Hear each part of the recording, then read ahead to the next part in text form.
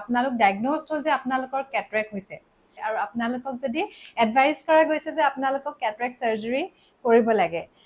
so এই ক্ষেত্ৰত আপোনালোকে কি কৰিব কেটৰেক্ট হলেই অপাৰেশ্যন কৰিবই লাগিব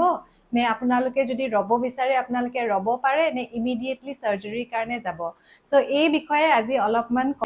বিফোৰ সাৰ্জাৰী এটা কেটৰেক্ট কেছত আপোনালোকে কোনটো গ্ৰেড অফ কেটৰেক্টত আছে কেটৰেক্টৰ গ্ৰেড হৈছে 5টা 1 2 3 4 5 সো এই 5টা ভিতৰত আপোনালোকৰ কেটৰেক্ট ষ্টেটাসটো বহুত ইম্পৰ্টেন্ট বিফোৰ গোইং টু সাৰ্জাৰী এতিয়া যদি আপোনালোকৰ গ্ৰেড 1 and 2 আছে তেতিয়া আমি সদায় যদি পেশেন্টে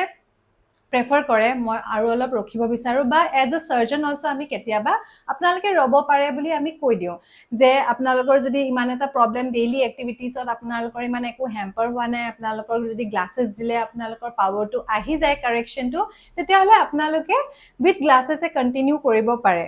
টিল আপোনালোকে নিজে যেতিয়া অনুভৱ কৰিব যে মোৰ প্ৰবলেম হ'বলৈ ধৰিছে মোৰ ভিজিবিলিটিত আৰু ডিফিকাল্টি হৈছে মোৰ ডেইলি এক্টিভিটিছত দিগদাৰ হৈছে তেতিয়া ইউ শুড গো ফৰ সাৰ্জাৰী বা আৰু নেক্সট আপোনালোকে ফলো আপ কৰিব পাৰে at N interval of 4 to 6 months এতিয়া যদি গ্ৰেড 3 মান পাই যায় 3+3 4 তেতিয়া আমি ইউজুৱেলি এডভাইস কৰো যে আপোনালোকে সাৰ্জাৰীটো এট দ্যাট টাইম কৰি লওক কাৰণ ইয়াতকৈ যদি বেছি ৰখে তেতিয়া হয়তো ইন ফিউচাৰ কেতিয়াবা অলপ প্ৰবলেম হ'ব পাৰে সো গ্ৰেড 3 and 4 হলেতো আমি কেটৰেক্ট সাৰ্জাৰীটো within a short period আমি কৰি লোৱাটো ভাল এতিয়া গ্ৰেড 4 5 ত যদি গুছি যায় একদম মানে লাষ্ট স্টেজ অফ কেটৰেক্ট তেতিয়াতো আমি